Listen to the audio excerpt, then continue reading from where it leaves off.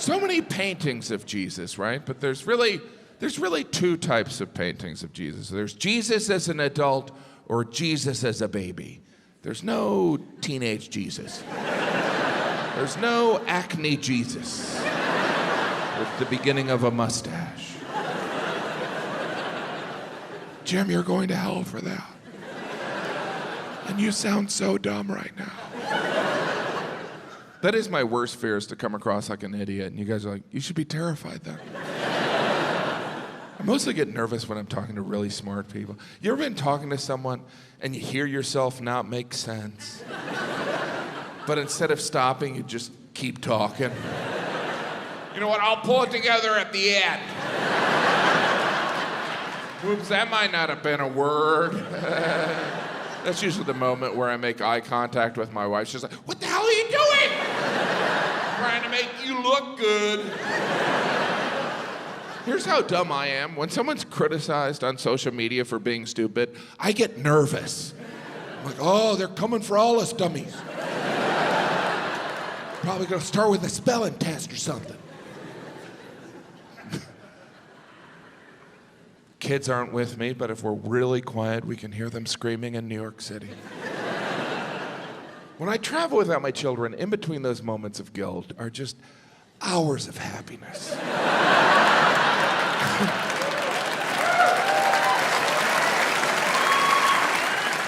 I mean, I love my kids. I just love them more when I'm not with them. And when I travel without my kids, I do nothing. I'm so productive when I travel with them. When I'm not here, I do nothing. And then I'll do nothing all day, and then I'll call home, and my saintly wife will just pick up the phone, and there'll be chaos in the background. And she'll be like, what'd you do today? I'm like, what'd I do? Well, I got up, did that a couple times. Enough about me, what about you? Then she'll put my kids on the phone, they'll be like, third grade's hard, and I'm like, it gets so much worse. School is hard, you know? I try and be supportive in the morning. I'll be like, look, I know you don't want to go, but just remember, I never have to go to school again. Anyway, off you go, I'm gonna nap. I don't know, I wouldn't want to be a kid. I like the age I am. I wouldn't want to be a teenager. I wouldn't want to be in my 20s. I like being 30 years old. Try and schedule tours around school breaks. You know, like at Christmas one year, I did a bunch of shows in Florida. And my wife and kids came down. My wife's family also came down because they didn't want us to have a good time. I'm kidding. I love my wife's family. Did that sound believable? I do love them. They're my in-laws. That's a strange term, in-law. It's like, are you related? Legally. In a court of law. In-law, it's like the opposite of being in love. We're in law. We law each other. Very much. In-laws are like family you're assigned. It's like, you want to spend your life with that person? You got to take those 10 people. All of them? My only issue with my in-laws is there's too many of them. My wife is one of 9 children. So every holiday, all 9 of the siblings and their individual families all get together and spend every moment together. Over Christmas, I went to a movie with 30 people. I didn't even know that was legal. We were walking around, people thought we were from a church. To put it in perspective, Jesus only walked around with 12. I learned very quickly, I don't want to do anything with 30 people. If I was on the Titanic and the last rescue boat was filled with 30 people, I'd be like, you guys go ahead. I don't want to be there when you try and decide where to eat lunch. Often it was more than 30 people, because sometimes those 30 people will invite other people. So you'll have conversations and someone will be like, I'm your wife's uncle's best friend. Like, oh, there's a term for that. Stranger. You're a total stranger. I do love my wife's parents. Their names are Louise and Dominic, so I call them Louise and Dom. My wife's siblings, some of them have gotten married, and their spouses, some of their spouses, call Louise and Dom Mom and Dad, because they're weirdos. Now, I understand sometimes you marry into a family and you become so close to the parents that you want to call them mom and dad, but don't. It's weird and confusing for the rest of us. Wait, that's his mom? He married his sister? What state is he from?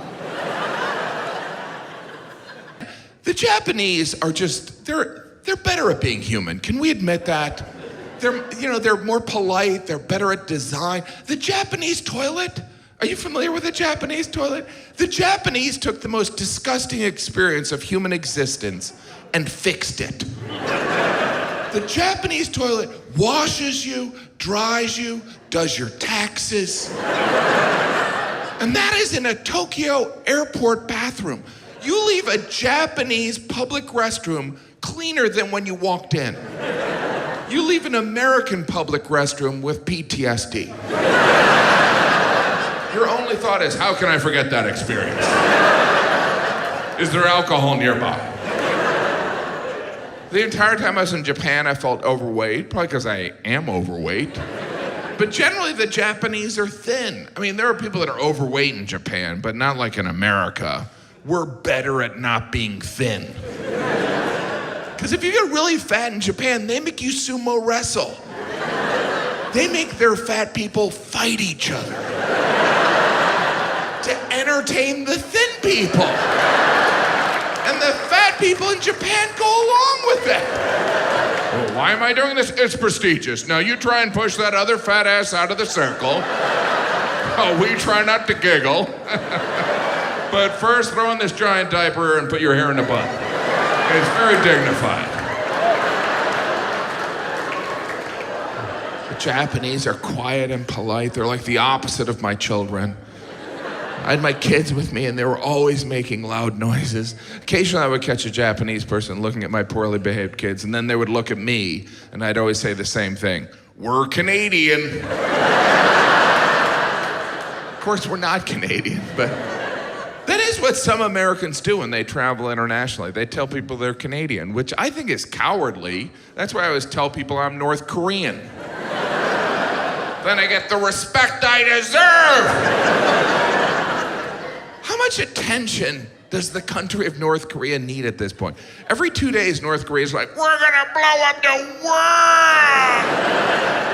Isn't there a part of you that's like, then just do it? Get it over with, you spaz. Jim, don't even joke around about that. What if someone from North Korea was in the audience? They have a missile program. It's kind of fun tracking the North Korean missile program, right? They're like, North Korea has missiles that can reach Alaska. Oh my gosh, Alaska? Well, I don't know anyone that lives in Alaska. North Korea has missiles that can reach the West Coast. Oh my gosh, the West Coast? Well, I don't go there that often. North Korea has missiles that can reach the East Coast. Well, we gotta do something about this. Now we're talking about real people.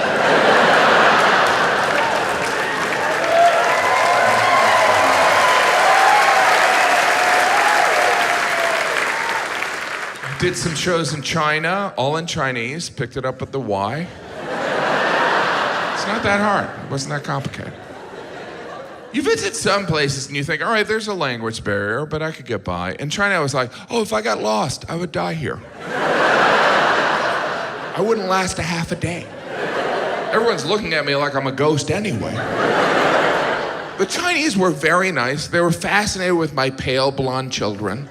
Many of them wanted pictures with my kids. They didn't really ask, they just grabbed a kid. Can I have a picture with this one? I guess you're gonna. And when they were done with the picture, they would rub my blonde kid's head, because, you know, they're my kids, but they're also lucky objects. And after this happened a couple times, I was like, hey, we should charge, right? China was fascinating and exhausting. I brought my kids to the Great Wall. We saw the terracotta warriors. We walked through the Forbidden City. We rode in a rickshaw. And when we were leaving, I asked my 5-year-old, I said, what was your favorite part of China? And he said, I like that time we saw the truck with the pigs on it. Because at one point we were stuck in traffic and this truck pulled up and it had pigs in cages. And that was his favorite part. After the 15-hour flight. And I remember when that truck pulled up, because I remember looking at those pigs and feeling sorry for them, but those pigs looked happy. It was almost like the pigs were looking at me and my 5 screaming kids going, well, at least we're not that slob. I do enjoy traveling to other countries, seeing how different, but essentially similar we all are. Like the UK is not that different from the US. You know, if anything, you go over there and it seems like British people are trying to be different from Americans. They're like, oh, you drive on the right side of the road, then we're gonna drive on the left side of the road. Oh, you call your mother Mom, then we're gonna call ours Mum. Oh, you call that a cookie, then we're not going to the dentist. I know that's cheap.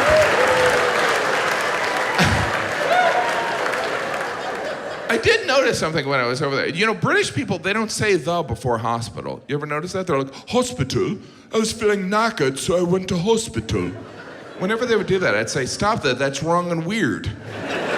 Are you trying to sound like a polite caveman? And I had a friend from London, he was like, what makes you think you're doing it properly? And I go, because I'm American and we invented the English language. It was a pet peeve of mine, so I did some research. You know why British people don't say the before hospital? Because they're dicks. Yeah! I know that sounds harsh, but admit it, British people always talk to Americans like we just walked into their jewelry store with 2 full bags of garbage. May I help you? Are you lost?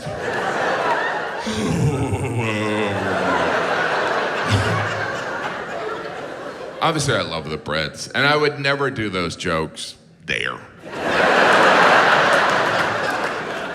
I have been lucky enough to perform in the UK a couple times, and one time I was walking through Piccadilly Circus, which, for the record, is a horrible circus. There's no animals. And no, I was walking through Piccadilly Circus, and I saw they had an M&M store, and I looked at that M&M store, and it just made me think of all the things the British have given the Americans. Like, our language, Shakespeare, the Magna Carta, and I looked at the M&M store and I thought, now we're even. When I looked at the M&M store, I wasn't even embarrassed to be American. I was ashamed to be human. Because has anyone at any point in their life thought, when are they gonna open an M&M store? Sure, I can buy M&Ms absolutely anywhere, but I like to buy in bulk, in a pro-M&M environment. Obviously, we don't need an M&M store. We don't even need different colored M&Ms. They all taste the same. They're just bits of chocolate shaped like Advil. Last weekend, I was in Saskatchewan. That place is filled with perverts. They're all perverts. The capital is Regina? That's not necessary. Regina. They could have pronounced it Regina. They did that on purpose because they're perverts.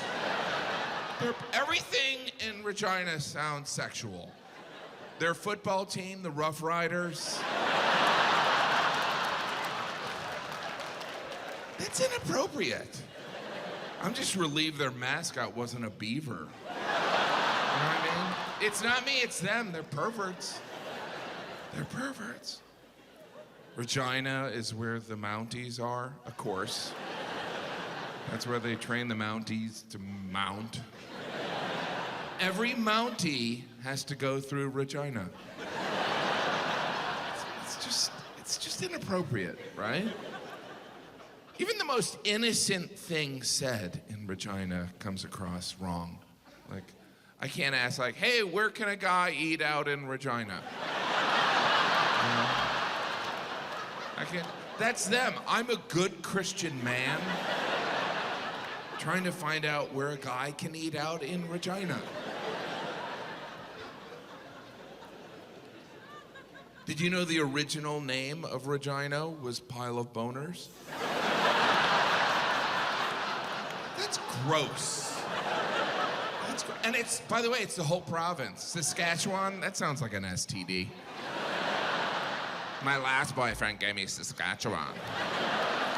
Really? Yeah, now I have to take all this penicillin. Saskatchewan. You know, it's because of Saskatchewan that moose antlers are called a rack. Now you can't even give a moose a compliment like, hey, nice rack. You can be like, no, lady, I was talking about the moose. Well, then that lady should know she looks like a moose.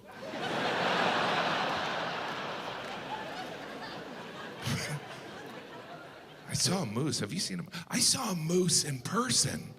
I mean, or in moose. I'm a person who saw a moose. And I tell you, I don't feel like I was ready. I don't know how big I thought a moose was gonna be, but I was way off. I was way off. It was huge. And I feel like I should have been warned. Like someone should have been like, you might see a moose, get ready. But my friend was like, you might see a moose, have fun. Like it was a butterfly or something. Hopefully you'll see a moose. So I was like in shock when I saw it. I was like, wow, whoa, are they shooting a Star Wars movie up here? How many people are in that moose costume? At least 3. It was huge. It was the size of like a transformer. It was gigantic. And then my friend was like, don't get close, it'll kill you. What?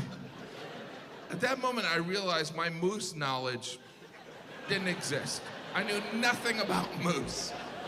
Like my moose knowledge it comes from cartoons.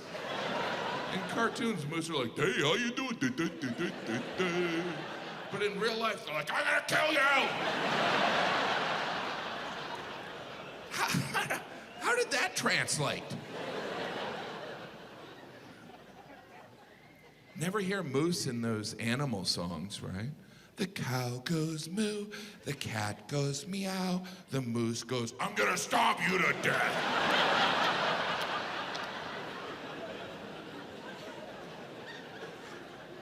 Did you know that the plural of moose is Reginas? That surprised me. Wasn't ready for that. I performed in Lethbridge, Alberta. Lethbridge. If you don't know anything about Lethbridge, don't feel bad. Neither do people in Lethbridge. I asked them, I was like, hey, what should I know about Lethbridge? And they're like, oh. Is there anything I should know about Lethbridge? Calgary's 2 hours away.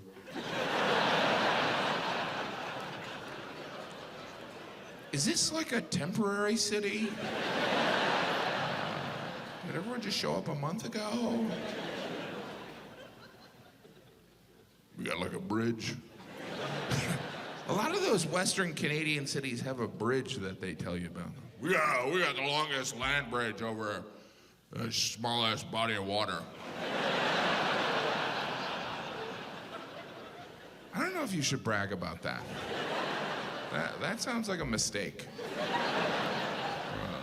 An engineering error. We got a highway with no exits. That might be on purpose. Yeah. Kitchener, at Schnitzel. Kitchener, or as I refer to it, Berlin. Because Kitchener is very German, right? Any Germans here? Yeah? That's about the extent of German pride. It helps that we're in the dark. I don't want to lose my job.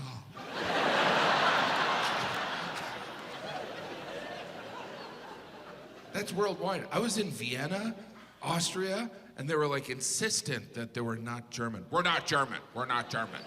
We're totally different.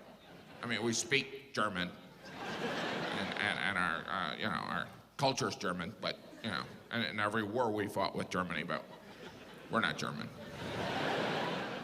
I almost believe you. But I started my Canadian tour in the Maritimes. I started in Halifax. I landed. The first thing I did is I ate a donaire. And the second thing I did was have explosive diarrhea.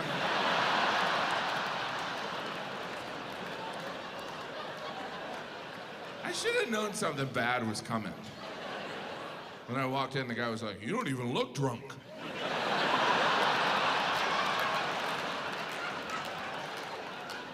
I'm not.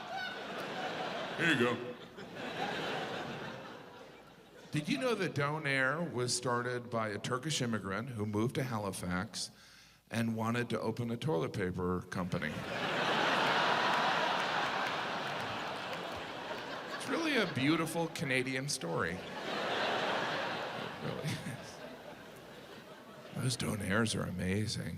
That's spicy meat with that sweet sauce, which I'm almost positive is just melted ice cream.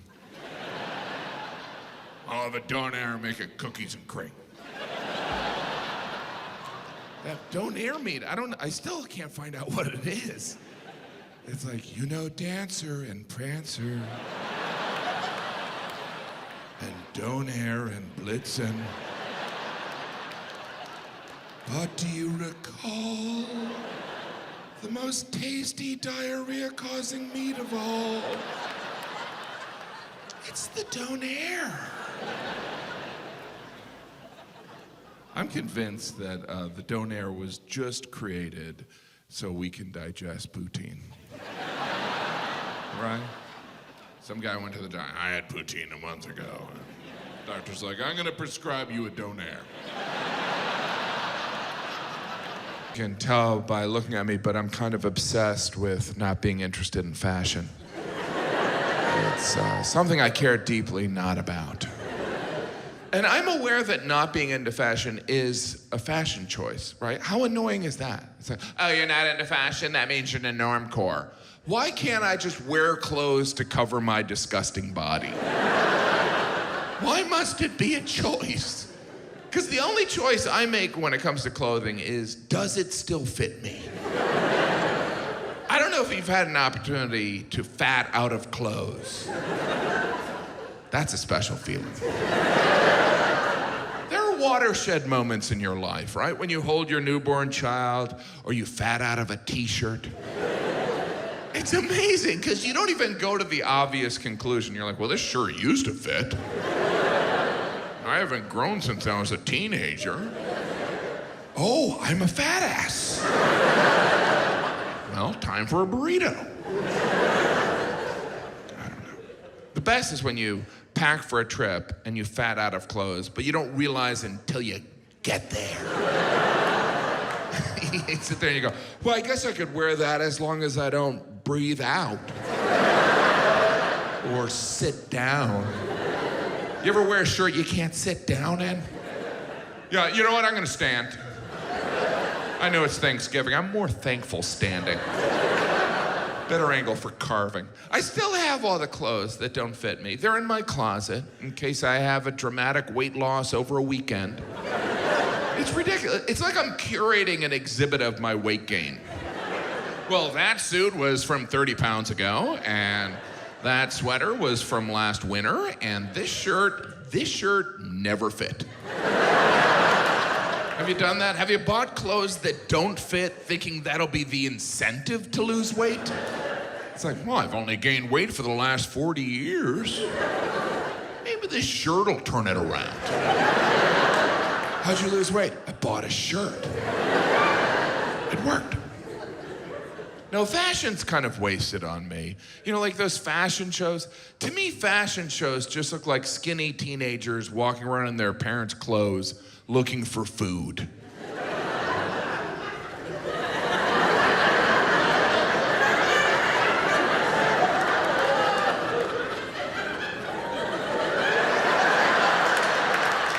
Wow, there's no food out there. All right, I'll change my outfit and look again. Fashion shows are rather absurd when you consider they're just people sitting around watching people walk around in clothes, which is what people do in clothes every day. But at fashion shows, they're so fascinated. They're like, oh my gosh. Oh, wow. Look at that person walking close. How do they do it? Oh, if only we could watch them do laundry. And we all know what a fashion show is because we've seen it on TV. In December, they televised the Victoria's Secret fashion show, which is excellent, by the way. Well, that one's different because there's angels, so there's a spiritual aspect to the thongs they're peddling. It's interesting, all the models are beautiful. You ever notice that? You're like, yeah, Jim, that's the point. No, but all the models, they pick people that would look good in any clothing. Like, if you want me to buy a suit, show me Michael Moore looking good in it. And I'm not picking on Michael Moore. I'm friends with him. I like Michael Moore. And not just because he proves you don't need to shower to be famous. You ever see Michael Moore on television? He looks like he's been robbed of everything he owns. Are you the victim of a shipwreck? What happened? Pull it together. You won an Academy Award. Stop shopping at the Lost and Found. But I understand Michael Moore's mentality. Fashion's not going to change his life. It's not going to change my life. I look the same whether I'm wearing a t-shirt or a tux. I still look like someone who eats fast food. Probably because I do eat fast food. I look the way I look. Look, I didn't vote for Trump, but I walked around New York City and everyone the week after the election looked at me like, you did it. You did it. And I was like, I didn't do it. But after a couple days, I was like, did I do it? I know people are scared about Trump being president, but I can tell you, as a straight white male, I feel like I'll be okay.